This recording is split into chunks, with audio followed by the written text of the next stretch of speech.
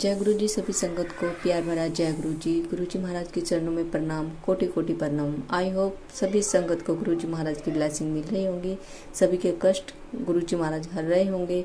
हमारे गुरु जी महाराज की महिमा अपरंपार है। हमारे शिव महाशिव हमारे गुरु जी महाराज सभी किस कष्ट दूर करते हैं और हमें पता भी नहीं चलता कैसे हमारे गुरुजी महाराज धीरे धीरे हमारे कष्ट दूर कर देते हैं। गुरुजी महाराज ने हमें अपनी संगत बनाया, अपने चरणों से जोड़ा, उसके लिए मेरे गुरुजी महाराज का शुक्राना, लख लख शुक्राना।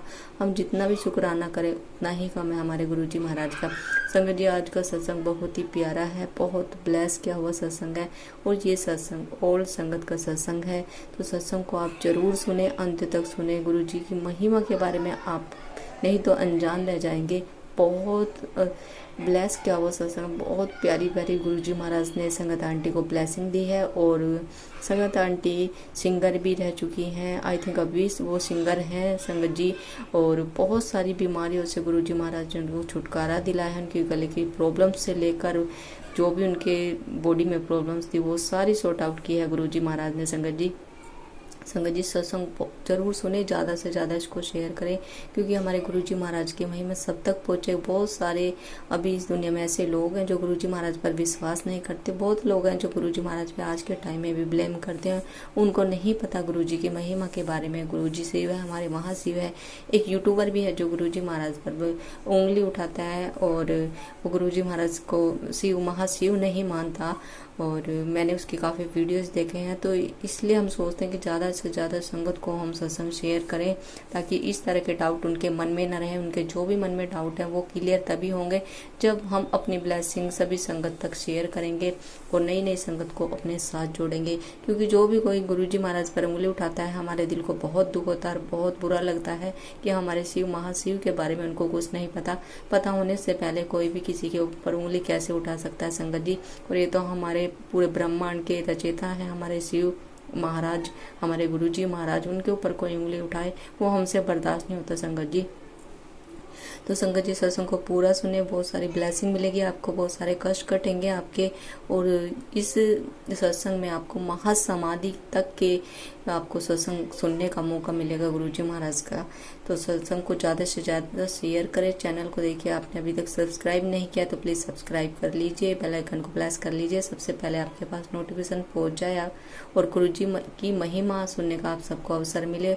और ज़्यादा से ज़्यादा गुरु परिवार को अपने साथ जोड़िए ताकि उनको भी गुरुजी महाराज की ब्लेसिंग मिले। तो देर न करते हुए गुरुजी महाराज का सत्संग आप सबके बीच में शेयर करेंगे। ओम नमः शिवाय, शिव जी सदा साई। ओम नमः शिवाय, गुरु जी सदा साई। ओम नमः शिवाय, शिव जी सदा साई।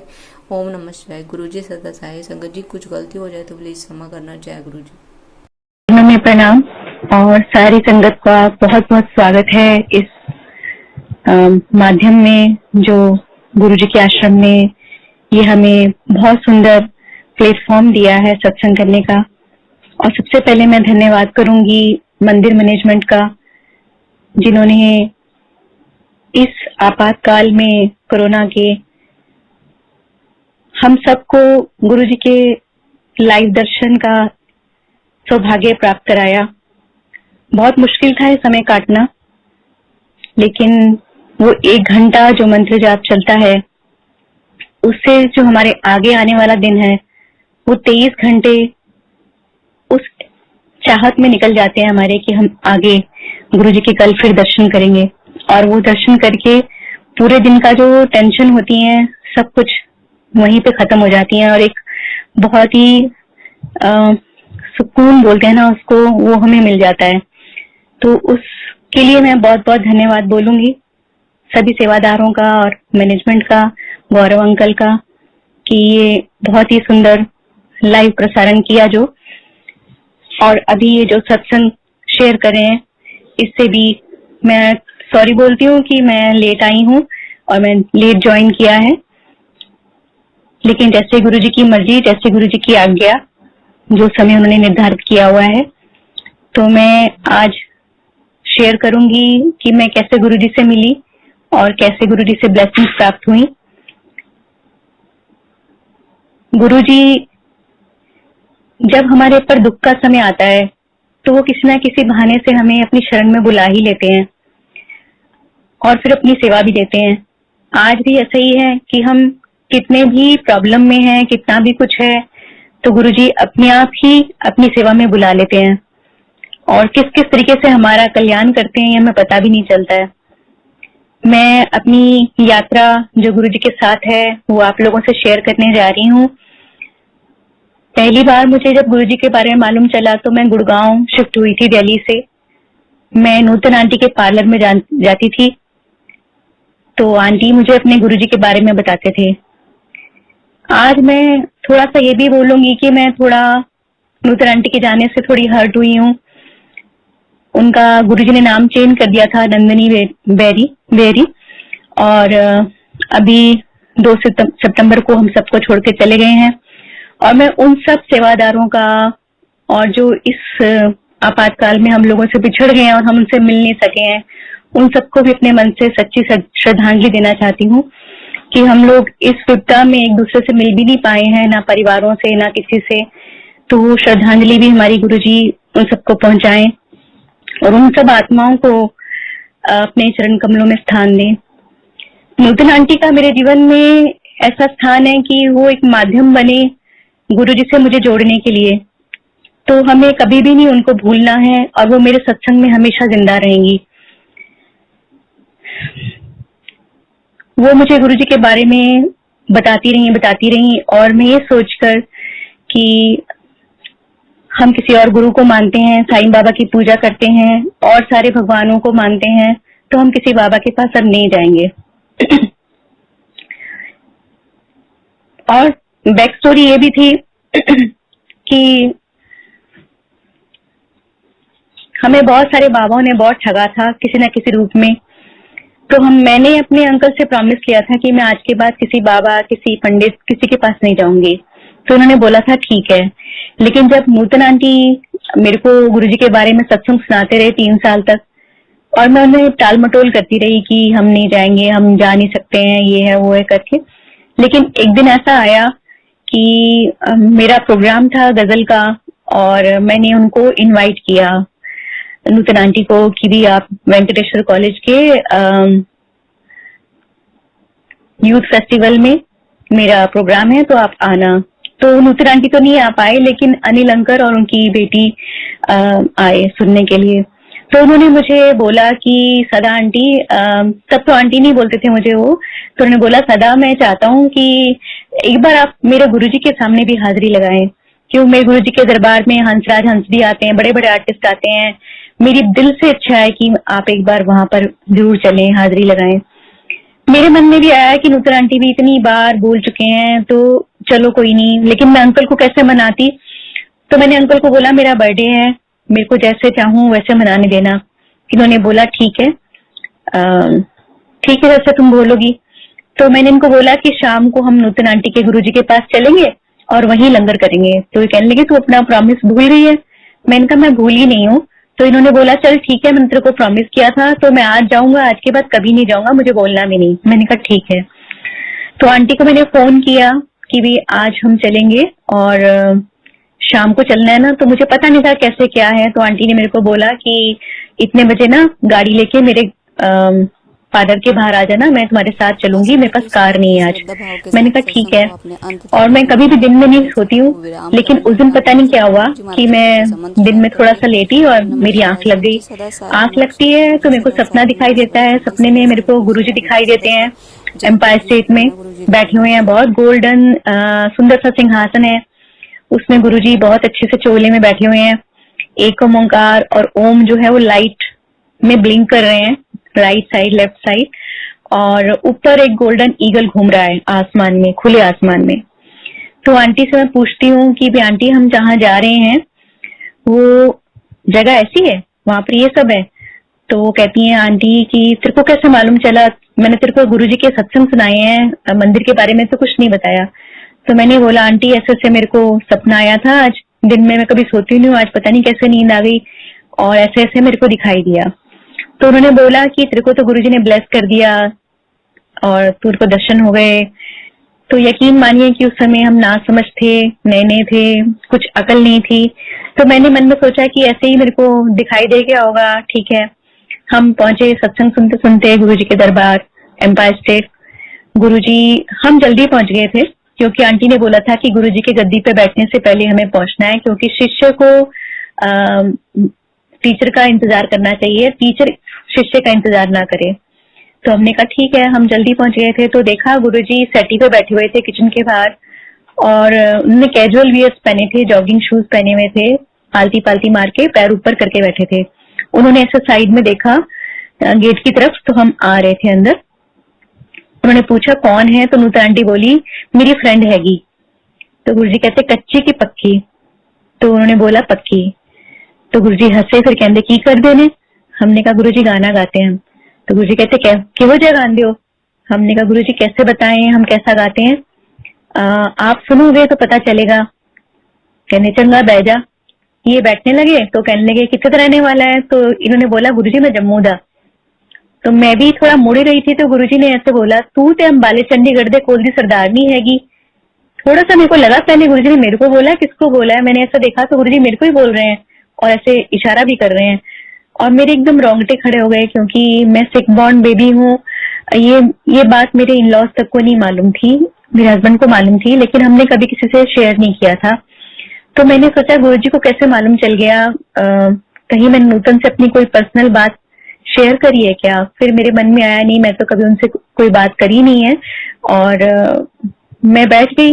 मुझे नहीं मालूम था कि हम जहाँ आए हैं वो गुरुजी साक्षात भगवान है, उन्हें सबका पता है। यहाँ तो आने से पहले ही सबकी फाइलें खुल जाती हैं, और उनकी मर्जी के बगैर तो कोई आ भी नहीं सकता इस दर पर। ना समझ थे हम बैठ गए, मुझे चाय प्रसाद मिला और मैं चाय प्रसाद पीने लगी। तो मेरे गले में एक बहुत पुरानी प्रॉब्लम थी, वो मेरे को लगा उससे मेरे को रिलीफ मिल रहा है। तो मैंने सोचा कि इसमें लौंग दालचीनी डली हुई है, और जब ये चाय प्रसाद नहीं मिलेगा मेरे को, उसके बाद ये अभी तो थोड़ा टाइमली रिलीफ मिल गया है, उसके बाद फिर वैसे ही हो जाएगा। लेकिन यकीन मानिए उसके बाद से लेके आज तक मुझे कभी भी वो प्रॉब्लम दोबारा नहीं हुई। जय गुरु जी।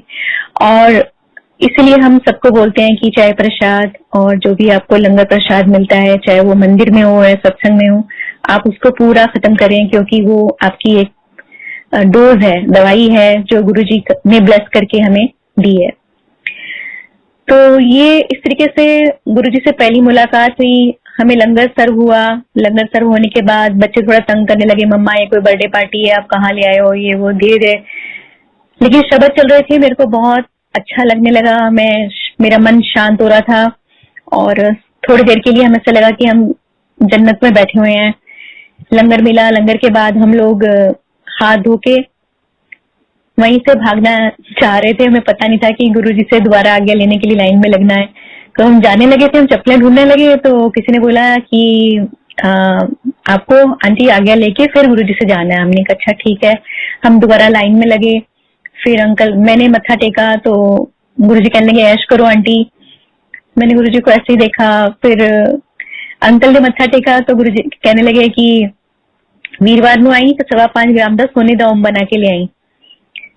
तो अंकल ने मेरे को देखा गुस्से से, क्योंकि इनको लग रहा था कि अभी तक तो जहां भी हम जाते थे दक्षिणा के रूप में या कुछ, तो हमें कुछ ना कुछ देना ही पड़ता था, और यहाँ पर भी गुरुजी सोने का ओम मंगा रहे हैं।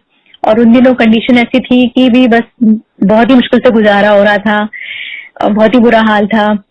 तो अंकल मेरे से रास्ते में आके लड़ने लगे कि तूने मेरे को फंसा दिया, ये है वो है। तो मैं भी परेशान कि भी क्या बोलूं, उनको क्या आंसर दूं, चुप बैठी रही, सुनती रही। आगे हम लोग घर पर, तब ऐसा होता था कि पुरानी संगत जो है नई संगत को छोड़कर ऊपर कहीं उनको जगह मिल जाती थी, वो वहां चले जाते थे। तो नेक्स्ट डे नूतन आंटी का फोन आ गया मॉर्निंग में, तू तो बहुत ब्लेस्ड है, तेरे को गुरुजी ने आते ही मतलब इतनी बातें कर दी और ओम भी मंगा लिया, ये है वो है। तो मैंने उनको बोला आंटी ठीक है वो सब, लेकिन जो मैं तो जा नहीं पाऊंगी, मुश्किल है मेरा जाना। तो उन्होंने बोला नहीं जो गुरुजी ने बोला है वो तो करना है। तो हमने आपस में सलाह करी कि भी पहले हमारा बहुत बैड टाइम चल रहा है, अगर ये नहीं करेंगे कहीं ऐसा कोई वहम रह जाएगा। तो लड़ते झगड़ते सोने का ओम बनाया। वीरवार को पहुंचे, लाइन में लगे हुए थे। गुरुजी ने दूर से देखा, कहने के ले आई। हमने कहा हाँ जी। तो गुरुजी ने पूछा डेट ऑफ बर्थ की है, इनकी तरफ देखा तो इन्होंने अपनी डेट ऑफ बर्थ बोल दी। तो गुरुजी कहने लगे मंडे नू काले धागे विच पाके एनू गले विच पा ले। तो मैंने सोचा कि गुरुजी ने ये ब्लेस करके लॉकेट जो है कोई नजर वजर के लिए दे दिया है, और गुरुजी ने सोचा है कि शायद यही सिंगर है, तो मैं भी बोलूं कुछ। तो मैंने बोला गुरुजी मेरे वास्ते, तो गुरुजी कहते ਤੁਹਾਡਾ ਇੱਕੋ कनेक्शन हैगा, और जल्दी से बोल गए गुरुजी पंजाबी में, जो मेरे पल्ले पड़ा ही नहीं। तो मैं इधर उधर देखने लगी तो संगत ने बोला आंटी एक जना ब्लेस हो जाता है तो सारे ब्लेस हो जाते हैं। तो मैंने मन में बुगड़ किया है, तो आना ही नहीं चाह रहे थे। चलो कोई नहीं, तो बैठ गए और बहुत अच्छा लगा, एक दूसरे को देखा। मन ही मन ये संतोष हुआ कि गुरुजी ने तो ये ओम लिया नहीं जो हम सोच रहे थे गुरुजी के बारे में कि गुरुजी ये ले लेंगे और ऐसे ही मतलब सबसे लेते होंगे। तो गुरुजी तो मतलब ब्लेस करके दे दिया गुरुजी ने। वापस मन ही मन शर्मिंदा भी हुए और बैठ गए। और फिर तीसरी चौथी बार मैं बच्चों के साथ फिर दोबारा चली गई, बच्चों को भी साथ ले आती थी। फिर गुरुजी ने टोका, आंटी फिर ले आई टब्बर। मैंने कहा गुरुजी टब्बर? तो गुरुजी कहते हाँ टब्बर। तो जोशी अंकल ने मेरे को बोला आंटी बच्चों को नहीं लाना है, बच्चों को घर छोड़ के आना है, और बच्चे घर बैठे ब्लेस हो जाते हैं, आप दोनों आओ। तो मेरे मन में टेंशन होती थी कि मैं वैसे ही शोज में गायब रहती हूँ, तो रातों को देर से आती हूँ, बच्चे नेग्लेक्ट होते हैं। बच्चे बड़े हो रहे थे, टीन एज में थे, कोई 10th में कोई 12th में, छोटे वाला 5 साल का था। तो एक माँ का दिल समझ सकते हो कि मेरा अटका ही रहता था कि भी शरारती भी थे तीनों बॉयज। तो मुझे समझ नहीं आ रही थी कि मतलब मैं कैसे हैंडल करूंगी। गुरुजी तो मना कर रहे हैं, यहाँ पे आके थोड़ी देर कंट्रोल पे रहते थे वो, और ब्लेसिंग भी मिलती उनको। ये पता नहीं था कि वो जो पालनहारा है वो तो खुद ही सामने बैठा है, जिन्होंने हमें भी आज तक संभाला हुआ है और बच्चों को भी संभालेंगे, समझ नहीं थी, अपना अपना दिमाग लड़ाते रहते थे। तो आना शुरू कर दिया, और कोई 5वीं 6ठी बार आए होंगे तो गुरुजी कहने लगे चलो आज थोड़ा गाना सुनते हैं। तो अंकल कहने लगे गुरुजी मैं बाजा नहीं लेकर आया। तो कहते हैं कि बाजा किथे है? अंकल ने बोला घर। घर किथे है? गुड़गांव। तो गुड़गांव केड़ा पाकिस्तान है, जा चक के लिया, आंटी नु इथे छड़ जा। तो मेरे को गुरुजी ने सिंहासन के राइट साइड बैठा लिया, आंटी इथे बैठ जा। और अंकल मेरे को गुस्से से देखते हुए चले गए। मेरे मन में टेंशन हो गई, पता नहीं आएंगे कि नहीं आएंगे वापस, डायरीज लेकर आएंगे कि नहीं आएंगे, और शायद ये इतनी देर लगा देंगे तो मुश्किल हो जाएगा, क्योंकि गुरुजी तब तक, ये टाइम पता नहीं था कि गुरुजी कितनी देर तक बैठते हैं। मेरे को लगा तब तक गुरुजी उठ जाएंगे। तो क्योंकि उन दिनों मेट्रो कंस्ट्रक्शन हो रही थी, ट्रैफिक जैम होता था, एक साइड पर हमें 1.5 घंटा लग जाता था। लेकिन उस दिन क्या हुआ कि एम्पायर स्टेट से आरडी सिटी, आरडी सिटी से एम्पायर स्टेट, बाजा लेके डायरीज लेके अंकल 15 मिनट में कैसे आ गए मुझे समझ नहीं आई आज तक। ये भी कोई गुरुजी की लीला थी। तो जब ये आए तो इनके हाथ में डायरी का बैग भी था, तो मेरी टेंशन खत्म हो गई, क्योंकि हम एक दूसरे से बात ही नहीं कर पाए थे कि डायरीज ले आना या क्या है। तो मेरे मन में था कि मैं गुरुजी को सुनाऊंगी क्या, क्योंकि मेरे को भजन तो आते नहीं थे। 1-2 भजन थे, ठुमक चलत रामचंद्र और पायो जी मैंने राम रतन धन पायो। तो टेंशन हो गई मुझे, शब्द भी 1-2 आते थे। तो जैसे ही बाजा आ गया तो गुरुजी कहने लगे, इशारा किया कि अभी रुक जाओ। तो अंकल बाजा साइड पर रख दिया। जब काफी संगत चली गई और थोड़ी संगत रह गई, तब गुरुजी ने इशारा किया कि जाओ बाजा ले आओ। तो अंकल बाजा लेकर आए, अंकल ने गजल सुनाई, आवारगी। फिर गुरुजी ने मेरी तरफ देखा तो मैं समझ गई कि मेरी टर्न है। तो मैंने सर ढक के गुरुजी को प्रभ डोरी हाथ तुम्हारे शब्द सुनाया। तो फिर मैंने कहा गुरुजी मैं भजन सुनाऊं? तो गुरुजी कहते मैं शब्द भजन सुन के बोर हो गया। तो मैंने लता दा गाना सुना, कोई ओल्ड गया। अब और परेशान हो गई कि भाई गुरुजी को क्या सुनाऊं, लता जी का कौन सा ऐसा गाना। इंडेक्स देखा तो उसमें तुम्ही मेरे मंदिर तुम्ही मेरी पूजा मेरे को दिखाई दिया, और मैंने अंकल को थोड़ा ऐसे इशारा किया। अंकल कहते हाँ सुना दे। तो जैसे ही मैंने वो गाया तो गुरुजी बहुत खुश हुए और उन्होंने काफी ब्लेसिंग्स दी, और उस दिन हमें ये 2 गाने गाने का मौका मिला। इस तरीके से गुरुजी ने हमें बुलाते रहना कि कल फिर आ जाओ, कल वल फिर आ जाओ। तो हम जाने लगे, बहुत अच्छा लगता था। अब ये हो क्या रहा था कि गुरुजी ने मेरे अंदर जो सोया हुआ आर्टिस्ट था उसको जागृत किया था। मैंने रियाज करना छोड़ दिया था। मेरे को लगता था कि मेरे को इवेंट्स में जाती हूँ, वहां पर अभी अपनी चॉइस का 1-2 गाना शुरू करते हैं कि आ जाते हैं सब लोग कि भी फास्ट गाओ, कुछ रिदमिक सुनाओ, कुछ ये करो, कुछ वो करो, तारा तारा लगा दो। तो मेरे को अंदर से मेरा आर्टिस्ट मर गया था। मेरे को लगता था यही सब गाने के लिए हम पैदा हुए थे, यही सब गाने के लिए हमने इतना स्ट्रगल किया था, इतना रियाज किया था। तो धीरे धीरे धीरे धीरे करके अंदर से मेरे वो जो लॉ थी ना, वो सब खत्म हो गई थी। और मनी मन बहुत सारे क्वेश्चन थे जो गुरुजी के साथ मेरे चलते रहते थे, लेकिन मांगा उनसे मैंने कभी कुछ नहीं। गुरुजी अंतर्यामी थे, वो धीरे धीरे समझ गए थे कि मेरे अंदर क्या चल रहा है। तो जब छठी बार हमने गए दोबारा से, तो गुरुजी ने एक दिन क्या किया कि बहुत देर तक हमें रोके रखा। तो रोके रखा, गाना भी सुन लिया, उसके बाद फिर बिठाए रखा, लंगर डबल कराया, उसके बाद चाय प्रसाद आई। चाय प्रसाद के बाद एक आंटी को कहा कि कुछ इशारा किया, वो किचन में गई। किचन में काफी गर्मा गर्म कड़ा प्रसाद बन के आ गया। मैं तो कभी भी इतना घर में खाना नहीं खाती हूँ, 2 रोटी से ज्यादा कभी भी खा ही नहीं सकती हूँ, लेकिन गुरुजी के यहाँ लंगर जो हम करते थे पता नहीं चलता था वो कहाँ चले जाता है, डबल लंगर, उसके बाद चाय प्रसाद, उसके बाद पता नहीं क्या क्या। अब जो ये हलवा प्रसाद आया ना, इसमें बहुत सारा देसी घी था, गरम था और क्वांटिटी भी बहुत ज्यादा थी। सबको 4 लोगों को शेयर करने के लिए मिला था, और हम दोनों की प्लेट में सेम क्वांटिटी जो थी वो हम दोनों को खानी थी। तो इन्होंने मेरे को देखा और मुझे धीरे से कहने लगे कि तू खा ले, मेरी शुगर बढ़ जाएगी, पहले लंगर में इतना मीठा खा लिया है। गुरुजी बहुत दूर बैठे थे, बहुत दूर, मतलब हम लोग जैसे गुरुजी के रूम की साइड बैठे थे और गुरु सिंहासन की तरफ। वहीं से गुरुजी बोले कि खा ले कंजरा, कल जाके चेक कर ली, तेरी शुगर नॉर्मल करती है। हम हैरान हो गए कि भाई गुरुजी को कैसे पता कि तुम्हें शुगर है, और ये बात तो मतलब तुमने मेरे कान में बोली है, और क्या इसमें लंगर में कुछ ऐसा मिलाते होंगे जिससे शुगर नॉर्मल हो जाती होगी। नेक्स्ट डे जाके चेक किया तो शुगर नॉर्मल थी। हैरानी हुई थोड़ी सी, फिर बिलीव भी नहीं हुआ कि भी ऐसा हो भी सकता है। लेकिन जब भी अंकल आए, लंगर करें, नेक्स्ट डे जाके चेक करें, शुगर नॉर्मल होती थी। और कहीं बाहर कुछ खा लेते थे तो मतलब शुगर फिर बढ़ जाती थी। तो ऐसा चल रहा था, हमें यकीन नहीं हो रहा था कि मतलब ये प्रसाद खाने से ये शुगर नॉर्मल हो रही है। इतने में क्या हुआ कि जैसे हम लाइन में लगे थे तो एक अंकल कहने लगे कि मैं आपसे सत्संग शेयर करना चाहता हूँ। हमें लगा है शायद कुछ मंत्र, कोई स्टोरी, कोई प्रवचन ऐसे कुछ सुनाएंगे। तो कहने लगे मैं डॉक्टर हूँ, और मैं एम्स में डॉक्टर हूँ, मैं थायराइड का डॉक्टर हूँ, और मेरे को अस्थमा है, और मैं गुरुजी के आता हूँ, लंगर करता हूँ, दवाई नहीं खाता हूँ, और मैं ठीक हूँ। हमने एक दूसरे को देखा, सच मानिए हम लोग मनी मन बहुत हंसे, घर जाके और भी हंसे। हमने कहा ये शायद गुरुजी ने एक टीम बना रखी है, और वो लोगों को ऐसे मतलब सम्मोहन करते हैं कि भी मैं सब कुछ हूँ और मैं सब कुछ कर सकता हूँ। तो ये हमारी ना समझी थी, अकल नहीं थी हमें। तो ये जो सोच थी, बहुत ही बुरी सोच थी, जिसके लिए गुरुजी आज हम माफी मांगते हैं आपसे।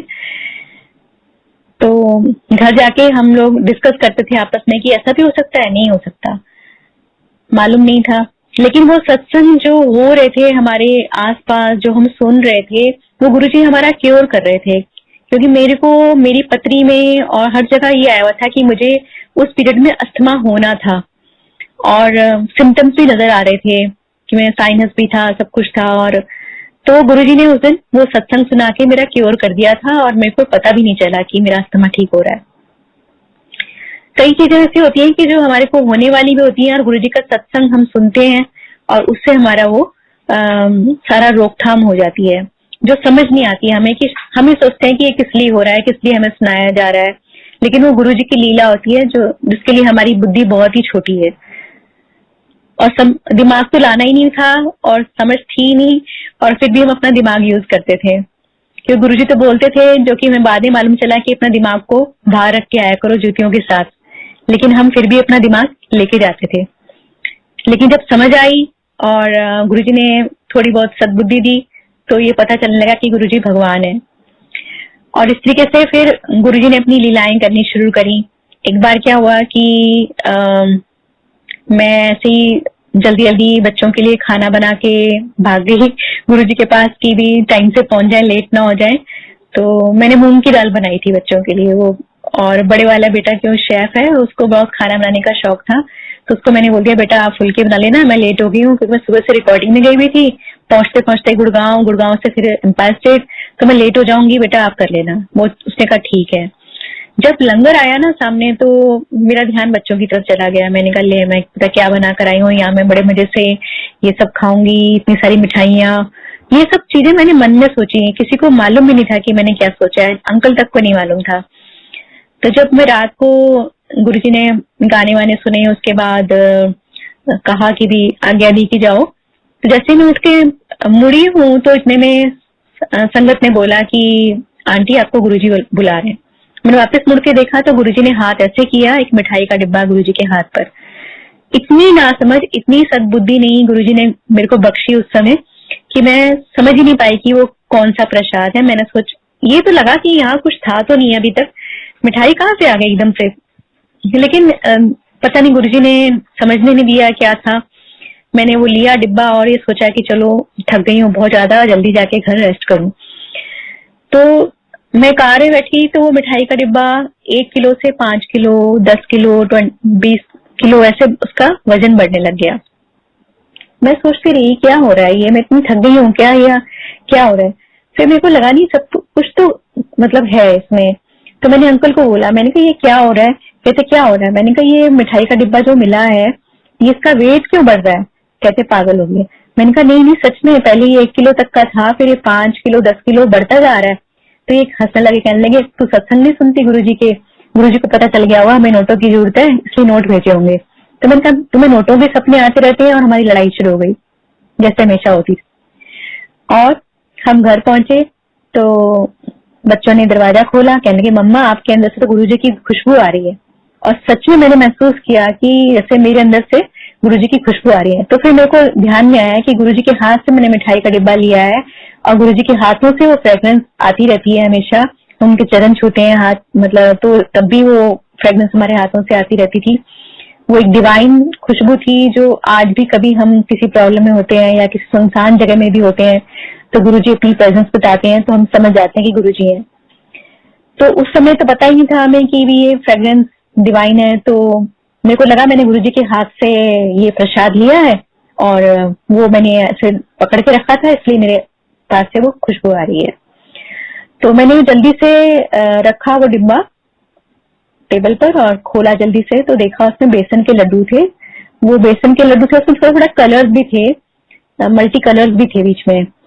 तो उसमें से इतनी खुशबू आ रही थी, वो 1-1.5 महीने तक फ्रेश रहे। बच्चों ने भी खाए, मैंने भी खाए, अंकल ने भी खाए, लेकिन हमें नहीं पता था कि वो सचखंड का प्रसाद है या क्या है। गुरुजी ने नहीं बताया, ना ही किसी ने बताया और ना ही हमने जानने की कोशिश करी। तो गुरुजी ने ब्लेसिंग दी हमें ना समझो को और हमने वो ली। उसके बाद क्या हुआ कि एक बार हम लोग ऐसे ही बैठे हुए थे गुरुजी के पास, तो गुरुजी कहने लगे क्यों मुंह लमका के बैठे हो।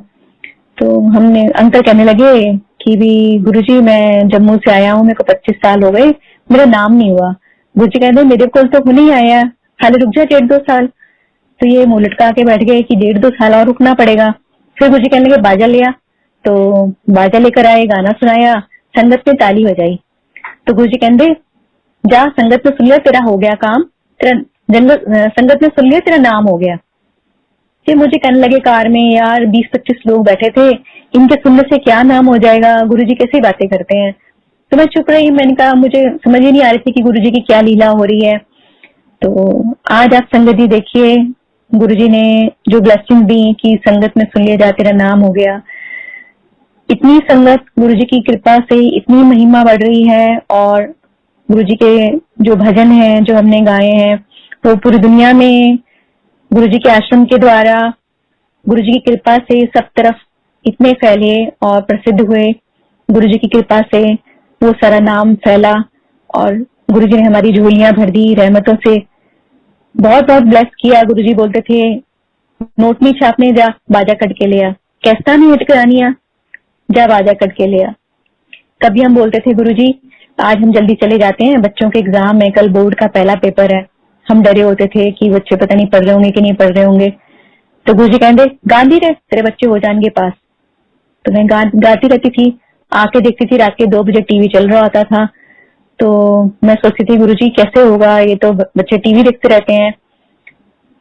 लेकिन जब मार्कशीट आई तो उसमें रिजल्ट देखा, तो जिन सब्जेक्ट में उसने टीवी देखा था उन सभी डेट्स में बहुत ही अच्छा उसका रिजल्ट आया।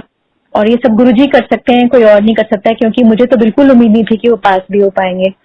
और गुरुजी ने कृपा करी, सारे बच्चों के रिजल्ट अच्छे अच्छे आते रहे और वो सब पास होके आज अपनी अपनी जॉब पे चले गए हैं और छोटे वाला कॉलेज में आ गया है।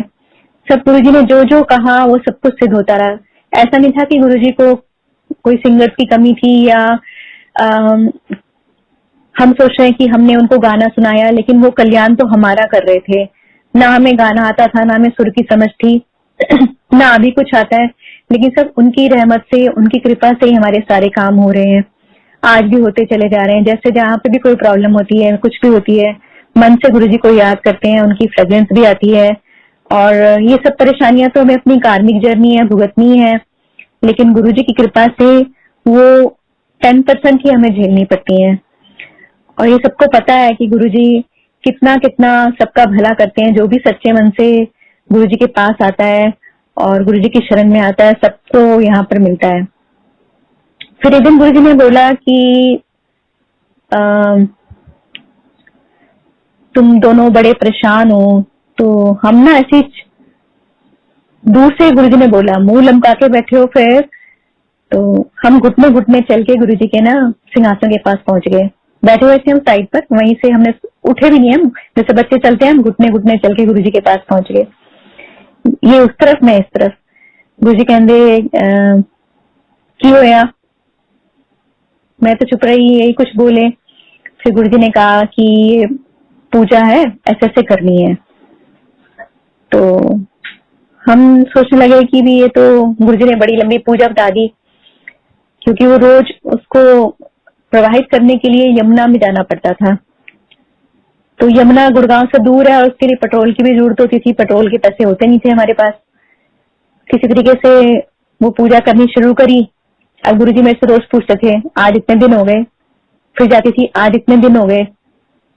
तो उनको सारा याद था कि हमने कौन से दिन पूजा शुरू करी है और कब, कितने दिन हो गए हैं।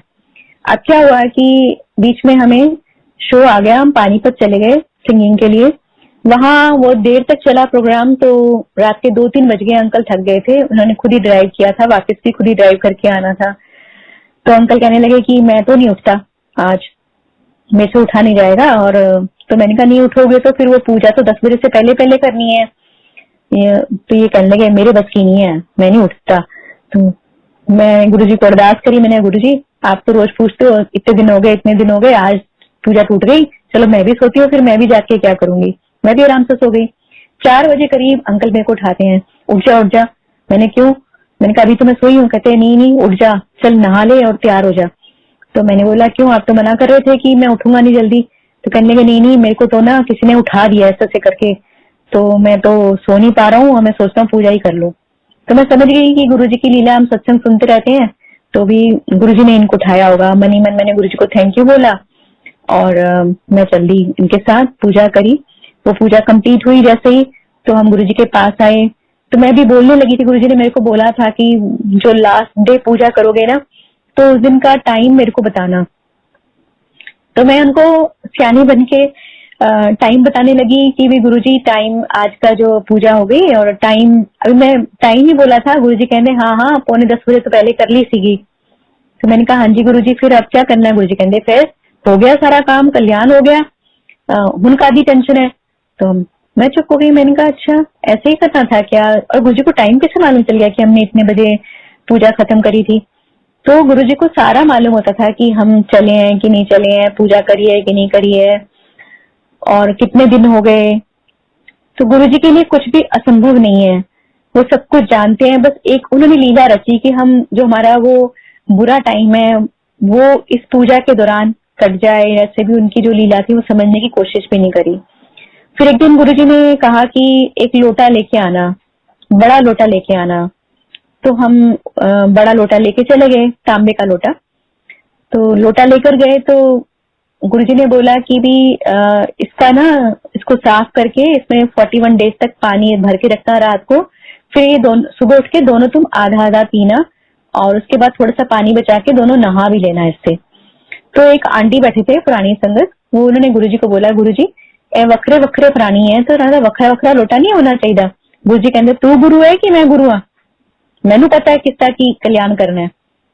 तो हम चुप हो गए, हमें तो कुछ समझ ही नहीं थी। तो फिर हमने और आसपास की संगत से पूछा, तो संगत ने बताया कि इसको ऐसे मांझना है, इसको ऐसे करना है। हमने नहीं पूछा गुरुजी से कि आपने लोटा क्यों ब्लेस करके दिया है, क्या रीजन है। जैसे गुरुजी ने कहा वैसे हमने किया 41 डेज तक, और फिर वो लोटा संभाल के रख लिया। उसके बाद मैं एक बार गा रही थी तो गुरुजी ने मेरे को बोला, तेरी आवाज जाके ऊपर शार्प हो जाती है। मैंने कहा हाँ जी गुरुजी, मेरे को साइनस है।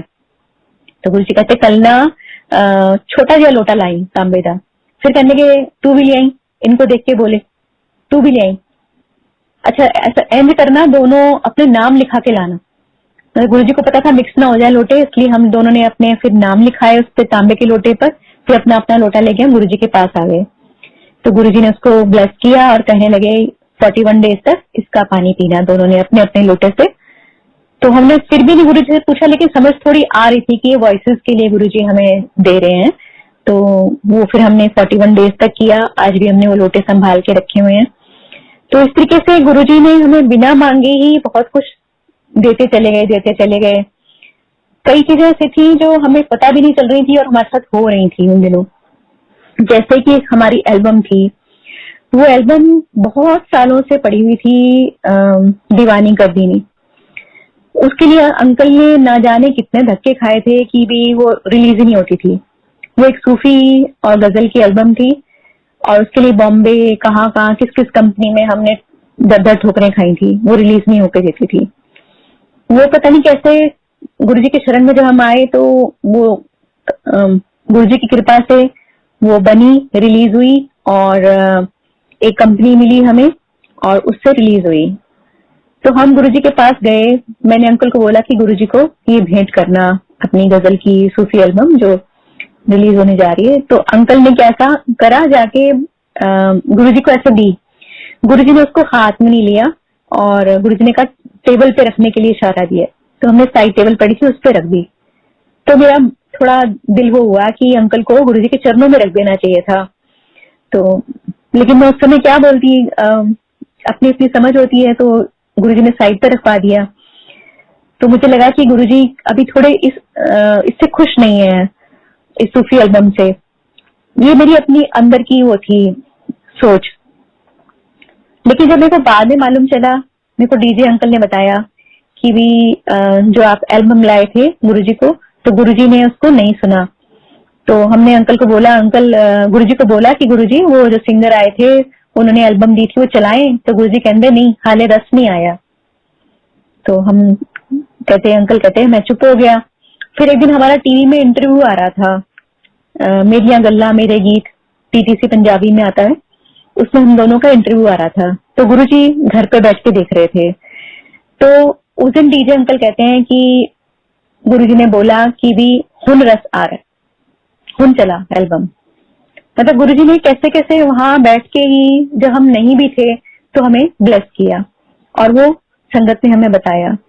तो गुरुजी कई बार ऐसे मैं गाती थी तो कई लोगों से बोलते थे कुड़ी दी आवाज लता वर्गी है, जबकि मैं ना तो कुड़ी हूँ ना ही मेरी आवाज लता वर्गी है, लेकिन गुरुजी ने बोल दिया तो मेरे लिए वो शब्द जो है वो इतने अनमोल हैं, वो ब्लेस्ड हैं। और गुरुजी इस पर मुस्कुरा रहे हैं सामने बैठे हुए। तो गुरुजी ने मतलब इतना ब्लेस किया कि मेरे को लगता नहीं था कि हमारी औकात है कि जो गुरुजी ने हमें इतना कुछ दे दिया। फिर गुरुजी कहने लगे एक दिन कि भी बड़े मंदिर आना। बड़े मंदिर, तो हमने कहा बड़ा मंदिर कौन सा है? तो गुरुजी ने कार्ड दिया। अब जब कार्ड देखा मैंने तो एकदम से मेरा दिमाग हुआ कि ये कार्ड तो नूतन आंटी मेरे को 3 साल से देते थे कि शिवरात्रि पर गुरुजी के मंदिर आना, और मैं नहीं जाती थी। जब गुरुजी ने दिया तो फिर मैंने नूतन आंटी से पूछा कि बड़ा मंदिर कहाँ है। फिर उन्होंने हमें बताया, वो हमारे साथ गई और हम बड़े मंदिर पहुंचे। वो दिन मैं भूल नहीं सकती जब मैं बड़े मंदिर आई। हल्की हल्की बारिश हो रही थी, शिवलिंग के आसपास एक लेजर लाइट घूम रही थी, और ऐसा लग रहा था कि जैसे हम जन्नत में आ गए हैं। दूसरी दुनिया एकदम। गुरुजी का वहां पर जो ऑरा था वो भी एकदम चेंज था। जब गुरुजी आए, गद्दी पे बैठे, आप समझ नहीं, मैं बयान नहीं कर सकती हूँ कि वो घड़ियां कैसे हो रही थी, ऐसे पता नहीं दिल निकल के जा रहा हो, ऐसे हो रहा था। और बहुत ही सुंदर, बहुत ही अच्छा लग रहा था। बच्चे भी खुश थे, मैं भी खुश थी, अंकल भी, और मेरा भाई भी आया था बीकानेर से, वो भी, उसने भी हमें ज्वाइन किया था। तो हम लोग बैठे हुए थे। गुरुजी ने बोला हुआ था हमें कि जब मैं बोलूंगा तब बाजा निकालना, नहीं तो लेकर मत आना संगत के सामने बाजा। हमें मालूम नहीं था, हमने बाजा कार में छोड़कर हम चले गए अंदर। काफी देर हो गई तो गुरुजी बाजा मंगवा ही नहीं रहे थे। तो अंकल कहने लगे अब क्या गुरुजी सुनेंगे, अब तो 12-1 बज रहे हैं और शिवरात्रि हो रही है, यहाँ पे डांस हो रहा है, तो भी अब शायद नहीं कोई गाना वाना होगा, तो शायद बाजा नहीं लाना पड़ेगा। और पार्किंग दूर थी, तो बच्चे बार बार पूछे पापा पार्किंग में से बाजा ले आए, तो ये कह लेंगे नहीं शायद अब नहीं होगा। लेकिन उसी वक्त गुरुजी ने इशारा किया कि बाजा ले आओ, तो बाजा लेकर आए। बाजा अभी आया था, तो जैसे ही अंकल गाने लगे, मैंने भी गाया, अंकल ने भी गाया। जैसे अंकल गाने लगे तो गुरुजी, मुरली मनोहर जोशी अंकल बैठे थे, वो सेवा करने लगे, गुरुजी की चरण सेवा, चरण दबा रहे थे। तो मेरे अंकल सोचने लगे मन में कि गुरुजी तो सुन ही नहीं रहे हैं, वो तो बातें कर रहे हैं उनसे, और मैं अभी घर पे होता तो मैं शिवरात्रि दूसरे तरीके से मना रहा होता। तो गुरुजी ने एकदम से गर्दन घुमाई और इनकी तरफ देख के बोले कल जाके 2 बियर ला ली, तेरी शुगर नॉर्मल करती है। तो मैंने को अजीब सा लगा कि भी गुरुजी मंदिर में बियर की बात कर रहे हैं। मुझे भी मालूम था कि मेरे अंकल क्या मन में सोच रहे हैं और गुरुजी उनका रिप्लाई दे रहे हैं। तो जब हम कार में बैठे तो मेरे अंकल ने बोला कि भी गुरुजी तो माइंड रीड कर लेते हैं। मैंने कहा कैसे? कहते मैं ऐसे सोच रहा था और गुरुजी ने एकदम से बोल दिया कल जाके 2 बियर ला ली। मैंने कहा तुम मंदिर में बैठ के ऐसी बातें सुनते हो, सोचते हो, और गुरुजी भी ऐसा गुरुजी हैं कि वो भी मतलब तुम्हें ऐसा रिप्लाई दे रहे हैं। अब मुझे क्या पता था कि वो ब्लेस करा है गुरुजी ने उनको, समझ नहीं थी। अच्छा, मैंने सोचा वहां मंदिर में बैठे बैठे कि गुरुजी आप मेरे को कहते हो तेरी आवाज लता वर्गी है, मिठी है, और मेरा कुछ हुआ तो है नहीं लाइफ में, अब क्या होगा भी क्या है बच्चों के साथ। मैंने तो मतलब वही है, मेरा बचपन से सपना था कि मैं प्लेबैक सिंगर बनूं, लेकिन लाइफ की ऐसी मोड़ तो हुई कि बस मैं इन्हीं सब इवेंट्स में रह गई और घर गृहस्थी में रह गई। तो ये सोच मेरे दिमाग में आई बड़े मंदिर में बैठे बैठे, और किसी से मैंने कुछ नहीं बताया कि मैंने क्या सोचा था बड़े मंदिर में बैठ के।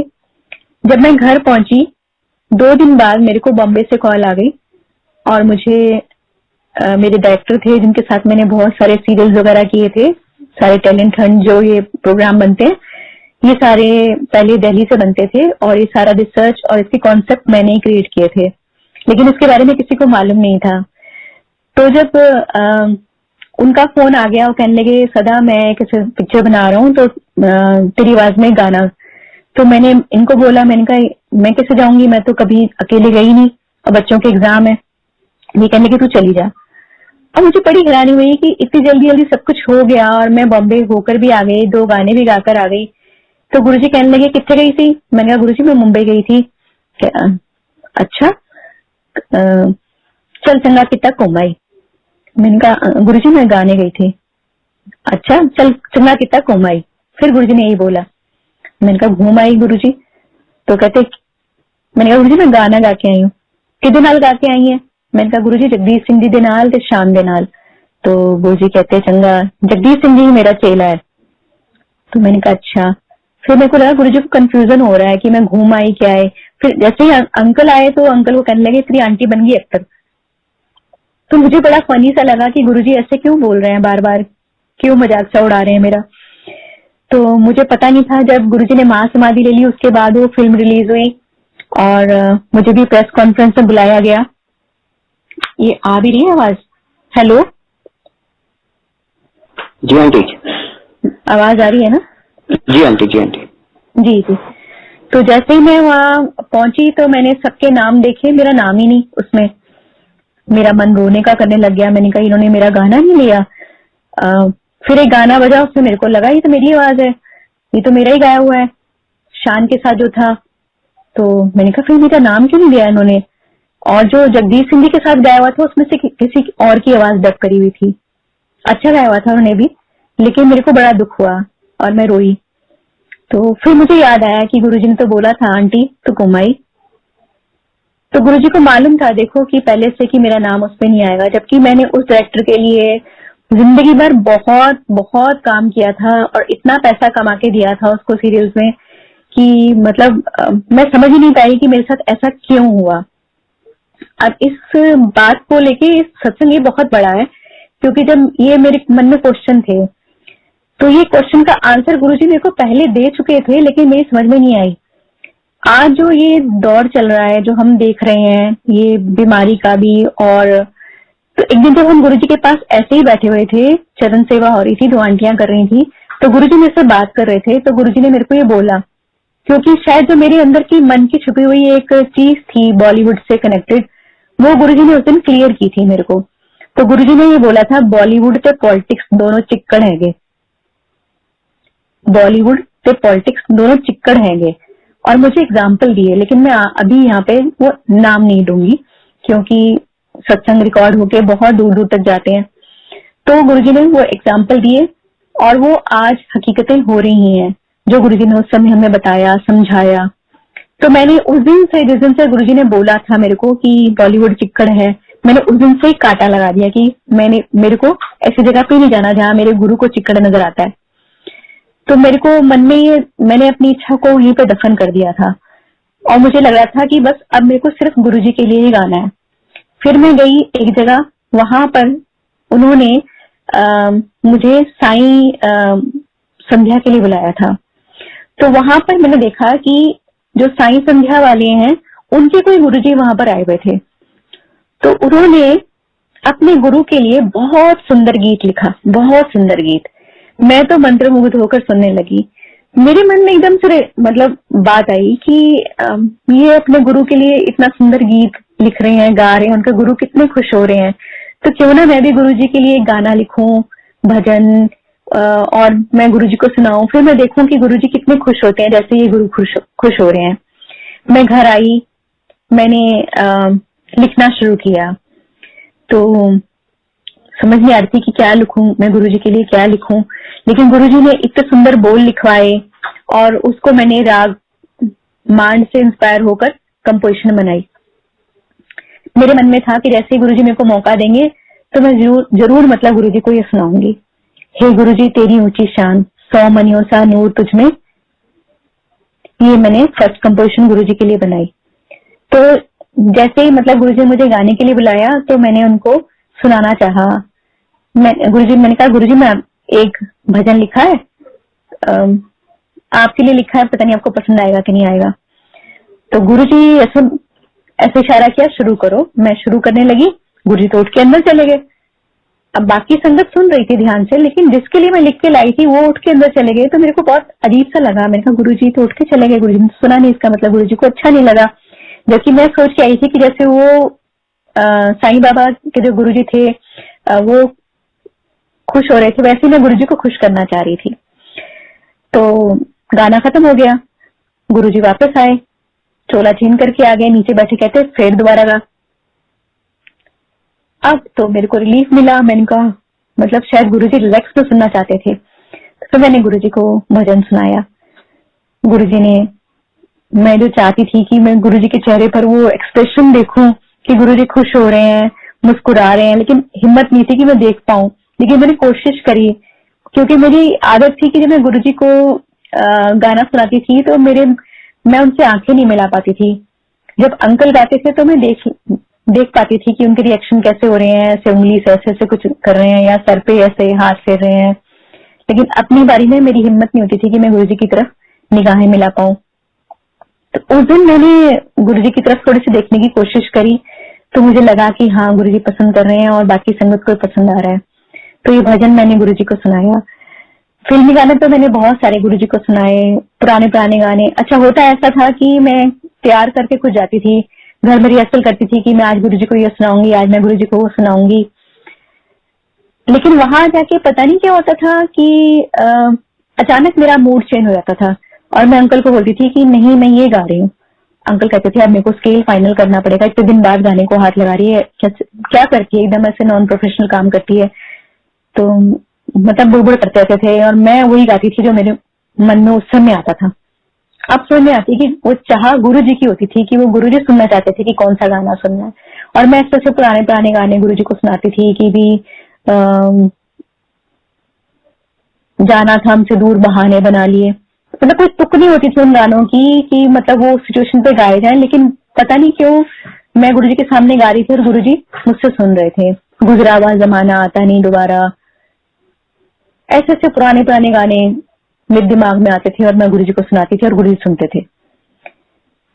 और गुरुजी फिल्म ही सुनते थे मेरे से। कभी कभी मैं पंजाबी तैयार करके लेके जाती थी लेकिन मतलब वो पंजाबी मेरे से बहुत कम सुनते थे। अंकल को बोलते थे कि भी पंजाबी जागा, स्टाइलिश गा, टॉप दा गा, ऊंची आवाज विच गा। मुझे गुरुजी ने कभी कुछ नहीं कहा कि भी तू ऐसा कर या ऐसा कर, सिर्फ फिल्मी गाने के लिए बोलते थे। वो गुरु महाराज की जो इच्छा थी वो पता नहीं कैसे कैसे कल्याण कर रहे थे। फिर उसके बाद क्या हुआ कि बैसाखी पे गुरुजी ने हमें दोबारा बड़े मंदिर बुलाया कि बड़े मंदिर आना। फिर वही सेम सीन की बाजा गाड़ी में रख के आना। हमने कहा ठीक है गुरुजी। इस बार क्या हुआ कि बैसाखी वाले दिन जैसे हम बाजा लेकर आए तो गुरुजी कहते किथे तेरे ढोलकी शोलकी वाले तेरी टीम किथे है। तो इन्होंने कहा गुरुजी मैं तो लाया नहीं किसी को। तो गुरुजी कहते फिर मैं तेरा चार पाना है। तो ये थोड़ा सा गुरुजी नाराज हो गए और ये साइड पे बैठ गए। मैंने कहा क्या हुआ? कहते गुरुजी तो कह रहे हैं तुम्हारा ढोलकी वाला नहीं आया। तो मैंने कहा तुमको पूछना चाहिए था ना गुरुजी से, अभी भी फोन करके किसी को बुला लें। कहते नहीं रात के इतनी लेट कौन मिलेगा, पहले पता नहीं था, हमें तो हम बुला लेते, चलो कोई नहीं। अब मेरे को मन ही मन मैंने गुरुजी को प्रेयर करी कि गुरुजी आप नाराज हो गए हो तो फिर क्या आप सुनोगे नहीं आज? अब गुरुजी डांस चल रहा था, कभी उनको देखें कभी मेरे को देखें, कभी उनको देखें कभी मेरे को देखें, और मेरे मन में क्वेश्चन चल रहा है गुरुजी प्लीज सुन लो, ऐसा नहीं करना, नाराज नहीं होना। तो एकदम से गुरुजी ने सिंगला अंकल को बुलाया और सिंगला अंकल हमारे पास आ गए। सिंगला अंकल ने पहले इधर उधर देखा फिर हमारे पास आ गए। तो कहने लगे लो जी तुम्हारा नामकरण हो गया नया। हमने कहा क्या? कहते छत्ते वाले अंकल से बाजे वाली आंटी। मैंने कहा अच्छा। कहते गुरुजी कहते छत्ते वाले अंकल नू ते बाजे वाली आंटी नू बुला के ले आओ। तो भी मैंने सब तरफ देखा, बाजा तेरे पास पड़ा था और अंकल के बाल छत्ते जैसे हैं। तो हंसी तो आई थोड़ी सी, लेकिन खुशी भी हुई कि गुरुजी नाराज नहीं होकर हमसे सुन रहे हैं। उस दिन हमें फर्स्ट डे माइक मिला, तो हमने 2 गाने गाने का हमें चांस मिला। तो उसमें कोठे पे आम आइया टप्पे सुनाए हमने, फिर मैंने लग जा गले ये गाना सुनाया लता जी का, क्योंकि गुरुजी में से लता जी के गाने सुनते थे। तो पूरी संगत में आवाज गूंजी, संगत में ताली बजाई, तो गुरुजी बहुत खुश हुए। और मैंने गुरुजी को पूछा गुरुजी मैं कब आऊं? तो गुरुजी कहते जा ऐश कर, आज से बात तेन दर्दा नहीं होनी, जा तेरा कल्याण किता। तो मैं एकदम हैरान हो गई कि मैंने तो गुरुजी को बताया ही नहीं कि मेरे को पेन्स होती है, बॉडी पेन होती है, मेरे को अर्थराइटिस स्टार्ट हो चुका था और माइग्रेन था। मैंने गुरुजी को कभी शेयर नहीं करी अपनी प्रॉब्लम। तो मुझे एकदम से थोड़ा झटका लगा कि एक तो गुरुजी को पता कैसे चला, दूसरा ये कि उनके इतना कहने से क्या मेरी ये सब प्रॉब्लम दूर हो जाएंगी जो इतने सालों से हैं। तो घर आ गए, घर आके मैंने फिर वही राजमा चावल, जिन जिन चीजों से मेरे को पेन होती थी वो सब खा के देखा, और काफी दिनों तक मेरे को विश्वास नहीं हो रहा था कि वो पेन मेरे को दोबारा होगी कि नहीं होगी, लेकिन गुरुजी की कृपा से वो मेरे को बिल्कुल कुछ नहीं हुआ। और मैं अपने आप को इतना अच्छा, इतना ऐसा फील कर रही थी कि ऐसे मेरे अंदर एक नई आत्मा आ गई है कि गुरुजी ने मेरे को बदल दिया है पूरा, बहुत एनर्जी, बहुत सब कुछ तो गुरुजी ने मेरे अंदर डाला। और वो गुरुजी का ब्लेस करने का तरीका था, वो अंतर्यामी थे, हम अज्ञानी थे, हमें समझ नहीं थी, हम हर चीज में गुरुजी को परख रहे थे और गुरुजी हमारा कल्याण कर रहे थे, और ऐसे ऐसे जर्नी चलती रही। तो उसके बाद क्या हुआ कि एक दिन गुरुजी कहने लगे नवा बाजा लेके आई ते नाले बाल कटा के आई छोटे छोटे। तो ये मेरी तरफ देखने लग गए बड़े गुस्से से। मैं भी थोड़ा चुप हो गई, क्योंकि ये था कि इनके बाल थे लंबे लंबे, जाकिर हुसैन टाइप। जो भी जाता था इनके पास से सब इनको वहां ताज ऐसे करके बोल जाते थे। तब जब हम दिल्ली में रहते थे तो हम लोधी गार्डन वॉक करने जाते थे, तो जितने भी लोग आसपास जाते थे सब इनको जाकिर हुसैन समझ के वहां ताज बोल के चले जाते थे। तो मुझे बहुत गुस्सा आता था कि भी इनकी अपनी क्या पहचान है, अपनी पहचान होनी चाहिए। और मेरे को हेयर स्टाइल भी पसंद नहीं था वो। तो ये कहने लगे देखो पता है ये मेरा हेयर स्टाइल है, सारी दुनिया में मेरी इससे पहचान हो रखी है। मैंने कहा तुम्हारी पहचान इससे नहीं है, लेकिन चलो तुम्हें अच्छा लगता है तुम ये कटवा लो और उसके बाद दोबारा रख लेना। कहते तूने गुरुजी को बोला होगा कि ये बाल कटवा दो। मैंने कहा मेरी कब बात होती है गुरुजी से, ना मेरे पास फोन है ना कुछ है। मैं तुम्हारे साथ जाती हूँ, तुम्हारे साथ वापस आ जाती हूँ, तो मेरी कब बात होगी गुरुजी से। तो मैंने कहा तुम जाके एक बार बाल कटवा लो, उसके बाद फिर दोबारा रख लेंगे। कहते ठीक है। कहते लेकिन बाजा में कहाँ से लाऊं, मार्च का महीना चल रहा है, बच्चों की फीसें हैं, बुक्स हैं, एडमिशन है, काम है नहीं, खाली बैठे हुए हैं, तो कैसे होगा। तो मैंने कहा चलो बाल तो कटवाओ फिर देखते हैं। बाल कटा के आ गए, बाल कटा के शीशे के सामने खड़े होके बहुत गुस्सा किया मेरे ऊपर। उसके बाद आए मंदिर, तो बाहर एम्पायर स्टेट पर वो संगत मिली बाहर, कहने लगे अंकल आप तो 10 ईयर्स यंग लग रहे हो। तो थोड़े खुश हुए, अंदर गए, गुरुजी खुश हुए देख के इनको और कहने लगे आंटी तेरा बंदा बनाता जेंटलमैन, इस तो पहले डंगर सी। सारे हंसने लगे, ये भी खुश हुए कि गुरुजी खुश हो गए हैं और मैं अच्छा लग रहा हूँ और इनको बेटर फील होने लगा। तो गुरुजी ने क्या कल्याण किया इनके बाल कटवा के हमें नहीं मालूम, लेकिन आज भी अंकल ने वो हेयर स्टाइल मेंटेन किया हुआ है कि भी जरा से भी बाल बढ़ते हैं तो वो तुरंत उनको पता नहीं क्या खींच से उठते, कहते मैं बाल कटवाने जा रहा हूँ, जरा से भी नहीं बढ़ने देते हैं और जल्दी जल्दी हेयर कट करवाते हैं। दोबारा से अंकल ने वो बाल फिर कभी नहीं रखे। फिर गुरुजी कहते कि नवा बाजा नहीं ले आए। हमने कहा गुरुजी कोई काम ही नहीं है हमारे पास। गुरुजी कहते काम आंदा रहेगा बथेरा, जाके नवा बाजा लेकर आ। दूसरी बार फिर चले गए, नहीं आया बाजा। गुरुजी कहते बाजा नहीं आया। हमने कहा नहीं गुरुजी। तीसरी बार फिर चले गए, गुरुजी कहते गुरुजी मेरे को डांटने लग गए, कहते एनु समझा दे गुरु 3 बार जो हुक्म करे वो करना पैंदा है। अब मैंने नुपुर आंटी को फोन किया, मैंने कहा ऐसे ऐसे बात है और गुरुजी बोल रहे हैं बाजा लाने के लिए, नया जिद कर रहे हैं और पैसे हैं नहीं। तो कहने की कुछ भी कर, तुम्हें नहीं पता कि गुरुजी किस लिए क्या कर रहे हैं। तो मैंने कहा ठीक है। हमने स्कीम बनाई कि पुराना बाजा दे देते हैं बाजे वाले को, उसको बोलते हैं कि भी किश्ते विश्ते बांध ले, क्योंकि जो बाजा हमें चाहिए होता था वो उन दिनों 45-50,000 का आता था, स्केल चेंजर और सब। तो बाजे वाले अंकल को फोन किया, उनको बोला कि गुरुजी की आज्ञा हुई है नया बाजा चाहिए, तो आप हमारा पुराना बाजा ले लो, हमारे पास पैसे अभी कम है और उसके बाद हम आपको दे देंगे और इसकी किश्तें बांध लेना। तो कहने लगे गुरुजी की आज्ञा हुई है, आपके गुरु मेरे गुरु बात एक ही है, आप ऐसा करो 500 रुपए दो और नया बाजा ले जाओ और पुराना बाजा भी आप रखो क्योंकि वो बहुत अच्छा बाजा है, वो किसी बच्चे के काम आएगा। चलो ठीक है, बाजा आ गया। बाजा आ गया। अब क्या होता था कि कोई भी गेस्ट हमारे घर आता था तो उसके साथ उसके बच्चे होते थे, फैमिली पूरी। तो जैसे हम उनको बोलते थे कि हम शाम को अपने गुरुजी के पास जा रहे हैं, वो सारे इकट्ठे हो जाते थे कि हम भी चलेंगे, हम भी चलेंगे, कौन से गुरुजी हैं। अब उनको समझाते थे कि बच्चे नहीं आने, तो उनके बच्चे भी जिद करते थे हम जरूर जाएंगे। हमें लगता था कि गुरुजी डांटेंगे, हमारे बच्चे अलाउड नहीं है तो इनके बच्चे कहाँ से अलाउड होंगे, और थे भी बहुत शरारती। तो हम उनको बहाना बनाते थे आज गुरुजी नहीं बैठे हैं, आज मंदिर बंद है, ऐसे करके टाल देते थे। वो हो गया 24, 26, 27 मई हो गई। 27 मई को मेरे को बड़ा गुस्सा आया, पता नहीं क्या गुरुजी करते हैं, जिस दिन कुछ ऐसा काम कराना तो मेरे अंदर कुछ क्रोध डाल देते हैं। तो मेरे को गुरुजी ने ऐसे ऐसे इंस्पायर कर दिया हो या इंजेक्शन लगा दिया हो। मैंने गुरुजी अंकल के पीछे पड़ गई। मैंने कहा आज बाजा जाएगा गुरुजी के पास, इतने दिन हो गए, इतने महीनों बाद तो बाजा आया था, अब तुम इतने दिन लगाए जा रहे हो कि भी गुरुजी के पास हम जा ही नहीं पा रहे हैं। मैंने कहा आज के बाद ना आप मुझे बोलोगे एम्पायर स्टेट जाने के लिए, मैं आपको नहीं बोलूंगी चलने के लिए। पता नहीं ये शब्द गुरुजी ने मेरे से मुंह से निकलवा दिए, क्या हुआ। और मैं जब हम पहुंचे वहां एम्पायर स्टेट, तो गुरुजी उस दिन बड़े क्रोध में थे और कोई आए हुए थे संगत में, कोई सेलिब्रिटीज थे या तो उनके साथ कुछ वो सिक्योरिटी गार्ड वगैरह आ गए थे अंदर, जिसके लिए गुरुजी को थोड़ा गुस्सा आया हुआ था। तो गुरुजी ने उस दिन बोला भी, और फिर उस दिन गुरुजी ने कहा कि मैं हुन टूर जाना है। जब हुन टूर जाने वाली बात आई तो मेरे को मन में वो आया कि भी गुरुजी ने कहीं मेरी बात का बुरा तो नहीं मान लिया। मैंने मन में सोचा था कि मैं आज के बाद एम्पायर स्टेट नहीं जाऊंगी, जब आप बोलोगे तभी जाऊंगी। तो क्योंकि गुरुजी आप तो सब सुन लेते हो, आप सब जान लेते हो, तो मेरे को माफ कर देना। ये मन में मेरे चल रहा है। और गुरुजी कहते हैं उन समय माड़ा आने वाला है, उनमें टूट जाना है। तो मेरे को लगा कि गुरुजी पंजाब जाने की बात कर रहे हैं। तो मैंने मन में सोचा, गुरुजी मेरे को यहाँ आने में इतनी दिक्कत हो जाती है, इतनी परेशानियां हो जाती हैं, इतनी जिम्मेदारी है, अगर आप पंजाब चले जाओगे तो फिर मैं कैसे मिलूंगी आपसे, ये मैं मन में सोचती जा रही हूँ। ऐसे करते करते गुरुजी ने उस दिन, बहुत कम बातें करते थे उस दिन, गुरुजी बहुत बोले।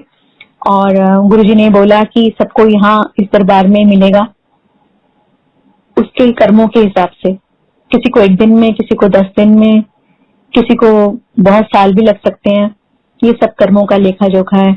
और भी गुरुजी ने बहुत कुछ बोला जो आपको पुरानी संगत के माध्यम से पता चल जाएगा। फिर क्या हुआ कि गुरुजी ने एकदम से उठे और कहते, नवा बाजा ले आए? हमने कहा हाँ जी गुरुजी। तानू क्या ब्लेस करके जाना है, तानू कादी टेंशन हैगी। और गुरुजी अंदर गए, चोला चिन करके आए, अंकल बाजा लेकर आए भागे भागे, और गाड़ी में होता था तो वहां से बाजा लेकर आए। गुरुजी नीचे बैठे कारपेट पर, पीछे तकिए लगाकर, संगत बाकी बैठी हुई थी। तो अंकल ने गाना सुनाया, नित खैर मंगा सोनिया में तेरी। मैं भी एक पंजाबी गाना तैयार करके ले गई थी। तो जैसे मैं अभी मुंह खोलने ही लगी थी तो एक अंकल बैठे थे, सरदार जी, पंजाब से आए हुए। वो नहीं, उससे पहले एक अंकल बोले कि कोई देशभक्ति का गाना सुना दो। तो गुरुजी ने उनको चुप करा दिया कि कोई देशभक्ति का गाना नहीं। तो एक सरदार जी और बैठे थे, उनको गुरुजी ने कुछ बोला तो उन्होंने मुझे वो मैसेज पास किया, कहने लगे गुरुजी कह रहे हैं कि आप वो गाना सुनाओ जो बैसाखी पे सुनाया था, लग जा गले। तो 2 मिनट के लिए मैंने सोचा बैसाखी पे मैंने क्या सुनाया था, तो मुझे याद आया कि मैंने लग जा गले सुनाया था। तो मैंने वो गाना गाया। जब वो गा रही थी तो उस दिन फिर मेरी गुरुजी से 2 बार आंख मिली। मेरे को लगा कि गुरुजी मेरे से नाराज हो रहे हैं, या पता नहीं गुरुजी इतनी दूर जा रहे हैं, पंजाब जा रहे हैं गुरुजी, तो फिर मैं गुरुजी से नहीं मिल पाऊंगी, इसलिए गुरुजी मेरे से गाना सुन रहे हैं। और मेरे रोंगटे खड़े हो रहे थे कि हमको मिली है आज घड़ियां नसीब से, जी भर के देख लीजिए हमको करीब से, फिर आपके नसीब में ये बात हो ना हो। तो मुझे बहुत अजीब सा लग रहा था कि ये क्यों गा रही हूँ मैं और गुरुजी क्यों सुन रहे हैं, ये समझ नहीं आ रही थी कि पंजाब जाने के लिए गाना सुन रहे हैं। फिर उसके बाद गुरुजी ने उस बाजे पे हाथ फेरा, कहने लगे ये व्हाइट नहीं बनवाया? तो हमने बोला नहीं गुरुजी, ये ब्राउन ही बन के आता है, ये व्हाइट चंगा आता है, एनू व्हाइट करा लें। तो हमने कहा गुरुजी ये इतनी जल्दी व्हाइट बन नहीं सकता था, चंगा बाद में करा लें, व्हाइट कलर चंगा होता है। तो हमने कहा ठीक है। फिर हमने कहा गुरुजी ये बाजा ब्लस, हाँ हाँ हो गया, कल्याण कितना। तो हमने सोचा था इस पे कुछ मंत्र पढ़ेंगे, कुछ जलवल छिड़केंगे। हमें नहीं पता था कि गुरुजी के दृष्टि मात्र से ही वो कल्याण हो गया, कहने से ही बहुत सारा कुछ हो जाता है, समझ नहीं थी। फिर गुरुजी ने ऐसे हाथ किए तो हमें मालूम चल गया कि गुरुजी कह रहे हैं कि ठीक है अब जाना है। तो हम घर आ गए। उस दिन अंकल थोड़े से वो हुए, उन्होंने जो सुना ना गुरुजी की बातें, तो कहने लगे कि मतलब ये जगह तो हमें अच्छी मिल गई और गुरुजी बहुत सच्चे संत हैं, सच्चे पुरुष हैं, और अगर हम भी सही तरीके से चलते रहेंगे तो हमारा भी कल्याण हो जाएगा। गुरुजी ने बाजा ब्लेस करके दिया है, अब देखो क्या क्या होता है। हम ऐसे बातें करते करते घर आ गए। और 3 दिन बाद नूतन आंटी का फोन आया कि गुरुजी ने महासमाधि ले ली। यकीन ही नहीं हुआ, बिल्कुल यकीन नहीं हुआ। मुझे ऐसा लग रहा था कि जैसे ऐसा हो ही नहीं सकता, लेकिन हुआ। गुरुजी की लीला थी, जो भी उनकी मैं क्या बोल सकती हूँ अपनी छोटी सी जुबान से, कि उनको पता था कि भी किसमें सबका कल्याण है, किसमें जगत का कल्याण है। तो उन्होंने जो लीला रचनी थी उन्होंने रच दी, और हम लोगों को वो समझने में बहुत देर लगी। हम उसको एक्सेप्ट ही नहीं कर पा रहे थे और बहुत रोए, बहुत मतलब बस नहीं चल रहा था हम लोगों का कि हम करें क्या। मेरे को तो ऐसा लगा था कि जैसे कि एक मेरे को सहारा मिला था, एक मायका, जहाँ पे गुरु पूछते थे मेरे को कि होया, मुंह क्यों लमका हुआ है, 10 मैनू बहुत बार पूछते थे। बहुत सारे सत्संग हैं जो मैं भी समय की कमी के कारण नहीं अभी कर पाऊंगी, लेकिन जैसे गुरुजी के इस विछोड़े से वो सब मेरा धूमिल हो गया। मेरे को लगा कि भी अब तो मेरे पास कोई जगह ही नहीं है कि जहाँ मैं बात कर सकूं, कि भी एक लगा था कि पेरेंट्स मिले हैं मेरे को, तो मैं बहुत ज्यादा डिप्रेशन में चली गई थी। और गुरुजी ने ही दर्शन दे दे के सपने में आके कभी कैसे वापस हमें अपनी प्रेजेंस महसूस कराई। एक दिन मैं बहुत रो रही थी। आरडी सिटी वाले घर में ही नीचे बैठे थे गुरुजी के, एक स्वरूप मिला था, गुरुजी ने अपने हाथ से दिया था, उस पर लिखा था ब्लेसिंग्स ऑलवेज, वो आज भी मेरे पास है। तो मैं रो रही थी तो बीच वाला बेटा आया, वो कहने लगा मम्मा आप इतना क्यों रोते हो, देखो गुरुजी की आंखों से भी ड्रॉप्स आ रहे हैं। मेरे को लगा कहीं इसने मेरे को चुप कराने के लिए तो नहीं वहां पे जल लगा दिया थोड़ा सा, तो उसने मेरे को ऐसे, मैंने कहा तूने लगाया है, कहता नहीं देखो, उसने ऐसे रिमूव किया गालों के पास से, नीचे तक भर कर आ गया था। तो फिर देखा हमने एक दूसरा ड्रॉप और गुरुजी की आंख से आ गया। तो मेरे को उस दिन रियलाइज हुआ कि भी गुरुजी, मतलब मैं रो रही हूँ तो गुरुजी भी रो रहे हैं। मैं एकदम चुप हो गई, तो गुरुजी के स्वरूप को ध्यान से देखती रही। तो मुझे महसूस हुआ कि गुरुजी के जो कलाई है ना, उसमें भी गुरुजी की जो एक पल्स जो है वो चल रही है। मैंने राणा को बोला, मैंने कहा देखो बेटा ये आपको भी महसूस हो रहा है कि मुझे ही लग रहा है? उसने भी देखा, वो कहता हाँ मम्मा ये तो पल्स चल रही है, तो गुरुजी है। लेकिन हमने ना किसी को बोला नहीं कि भी शोर मचाएं या हम कुछ करें, हम चुप रह गए। हमने कहा लोग हमें पागल समझेंगे, पहले ही मेरे को मेंटल करार कर दिया गया था। तो अगले दिन क्या हुआ कि हम मंदिर आए तो एक आंटी सत्संग सुना रही थी अपना, उन्होंने भी मतलब ये सुनाया कि वो अपने बेटे के साथ बैठी हुई थी गुरुजी के स्वरूप के आगे, और उन्होंने भी गुरुजी की पल्स चलती हुई देखी। तो गुरुजी पूरा ब्लैक एंड व्हाइट आपको समझा देते हैं कि जो आपने देखा था वो बाई चांस नहीं था, वो है, वो सच है, वो यथार्थ है। तो हम दोनों को यकीन हो गया कि हाँ जो हमें दर्शन हुए थे सेम उनको आंटी को भी दर्शन हुए हैं, तो इसका मतलब गुरुजी हैं। और फिर धीरे धीरे कर गुरुजी ने सबको एहसास दिलाया कि मैं यहीं पर हूँ, मैं कहीं गया नहीं हूँ। फिर तो जी मतलब एक वो लगा हमें कि भी गुरुजी हमारे साथ हैं दिन रात 24 घंटे। और इतने सत्संग हुए कि हर पल हमें लगने लगा कि ये गुरुजी का सत्संग है। इतनी कृपाएं गुरुजी ने बरसाई। सत्संग मेरे पास बहुत सारे हैं, महासमाधि के बाद भी गुरुजी ने बहुत कृपाएं बरसाई। पता नहीं कैसे कैसे हम लोगों का कल्याण करा इतने मुश्किल वक्त पर भी। मतलब गुरुजी ने कैसे हमारे काम निकाले, क्योंकि वो गाना जो है, मेरा आपकी कृपा से सब काम हो रहा है, करते हो तुम गुरुजी मेरा नाम हो रहा है। मैं बता नहीं सकती संगत जी आपको कि किस किस तरीके से गुरुजी ने किस किस मोड़ से हमें कैसे कैसे निकाला है।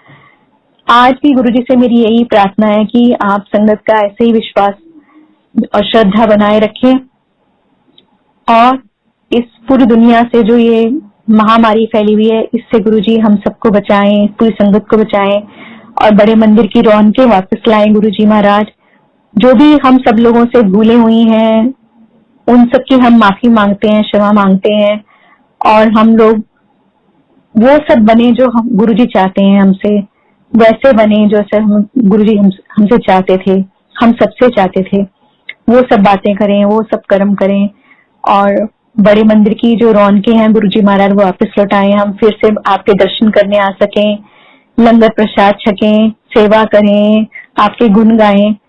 सारी संगत पे फिर से ऐसी कृपा बरसा दीजिए, ये बार बार हम लोगों की अरदास है, क्योंकि हम मालूम है कि आप हमारे साथ हो और हमेशा साथ रहोगे। लेकिन अब जो ये दूरी है ना, जो बड़े मंदिर को हम जा नहीं पा रहे और आपसे मिल नहीं पा रहे, वो अब बहुत ज्यादा हो गया गुरुजी।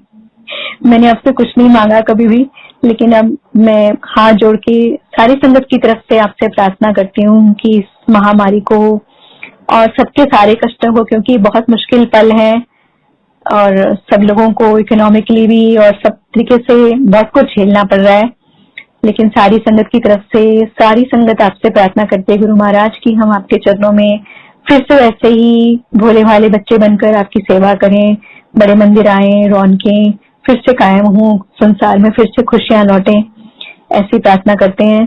शुक्राना गुरुजी और गुरुजी की साथ संगत को मेरा कोटि कोटि आशा करती हूँ सभी संगत ने श्रद्धा भाव के साथ गुरुजी महाराज का ये सत्संग सुना होगा, शेयर भी किया होगा, ज़्यादा से ज़्यादा संगत को अपने साथ भी जोड़ा होगा। अभी सत्संग को विराम करेंगे गुरुजी महाराज की आज्ञा लेके। जय गुरुजी, शुक्राना गुरुजी। ओम नमः शिवाय, शिव जी सदा सहाय। ओम नमः शिवाय, गुरुजी सदा सहाय। ओम नमः शिवाय, शिव जी सदा सहाय। ओम नमः शिवाय, गुरुजी सदा सहाय। जय गुरुजी, शुक्राना गुरुजी, लव यू गुरुजी।